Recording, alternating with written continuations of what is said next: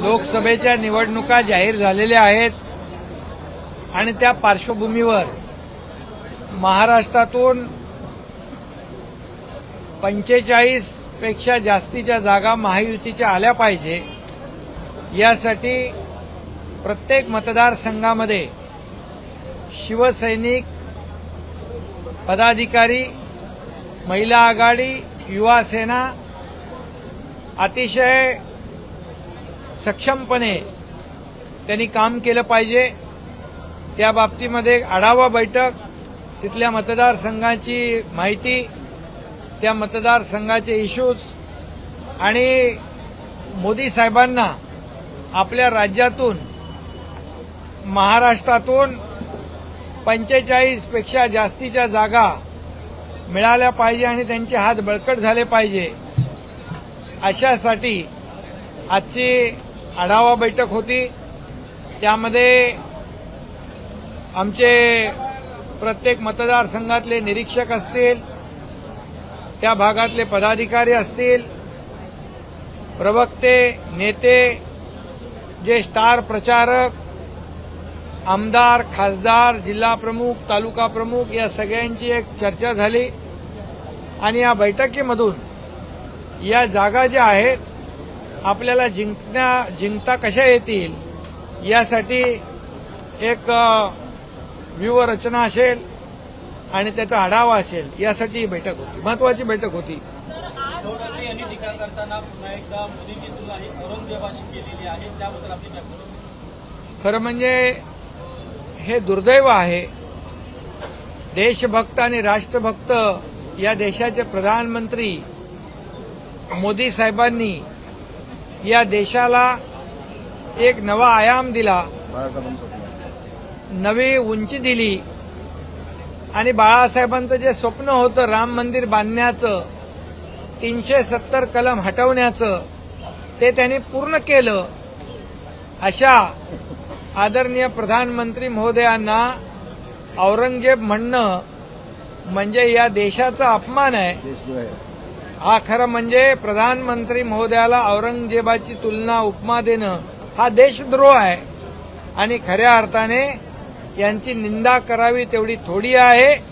कारण औरंगजेब वृत्ती त्यांनी दाखवली, कारण आपल्याला माहीत आहे त्यांनी भावालाही सोडलं नाही, औरंगजेबाने बापालाही सोडलं नाही, नातेवाईकांनाही सोडलं नाही।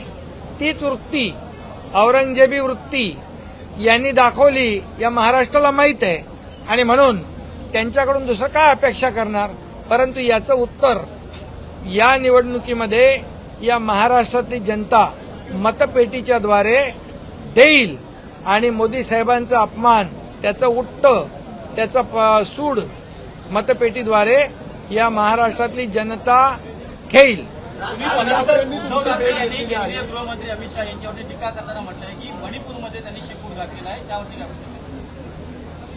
खरं म्हणजे देशाचे कणखर आणि धाडसी गृहमंत्री यांनी मोदी साहेबांच्या मार्गदर्शनाखाली 370 कलम हटवलं।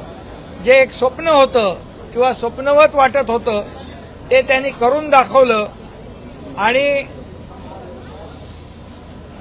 अनेक याच्यामध्ये देशभक्तीचा परिचय त्यांनी दिला। त्यांना शेपूट घालणं म्हटणं म्हणजे ही मर्दुमकी नाही, खरं म्हणजे त्यांचा निषेध केला पाहिजे। आणि मी हेही म्हणेन की हे फोटोग्राफर त्यांना शेपटी असलेल्या प्राण्यांचे फोटो काढायला आवडत होते, त्यातून त्यांना हे शेपटीची जास्ती त्यांच्या प्रेम आणि हे झालेलं आहे।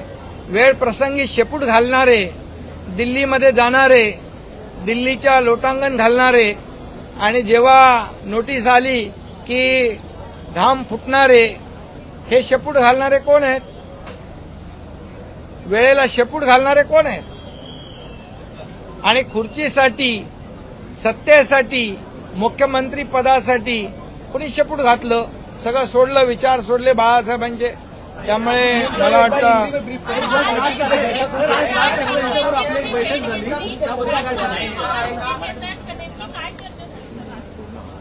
त्यांच्याबरोबर चर्चा झाली आहे।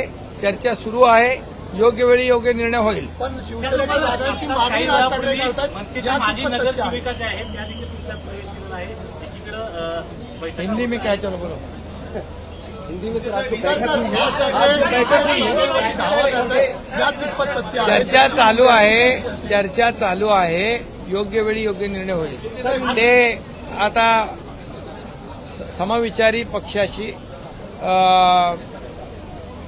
या ठिकाणी महायुतीमध्ये मोदी साहेबांचे विचार, पक्षाचं काम, सरकारचं काम यावर विश्वास ठेवून अनेक लोक सोबत येत आहेत. पण राज ठाकरे जिस तरह से स्वागत करना शिवसेना नेताओं की बैठक हुई है और इसके अलावा जो संजय राउत का कल का बयान है उसको किस तरह से देखिएगा? ये पार्टी की बहुत ही महत्वपूर्ण बैठक थी. लोकसभा चुनाव शुरू हुए हैं और महाराष्ट्र में उत्तर प्रदेश के बाद 48 सीटें हैं. इसमें 45 से ज्यादा सीटें हमें महायुति को लानी है और मोदी जी को उनके हाथ मजबूत करने हैं. मोदी जी को फिर से प्रधानमंत्री बनाना है. महाराष्ट्र का उसमें बहुत बड़ा योगदान चाहिए. इसीलिए ये आढावा बैठक आज हमारे कार्यकर्ताओं की, पदाधिकारियों की ली हुई है और इससे निश्चित रूप से जितने 48 सीट्स है उसमें जो जो कैंडिडेट महायुति के होंगे उनको ये हमारे शिवसेना पूरी ताकत से मदद करेगी, सहयोग करेगी और जिताएगी. इसलिए बहुत बड़ी महत्वपूर्ण आज की बैठक शिवसेना की थी.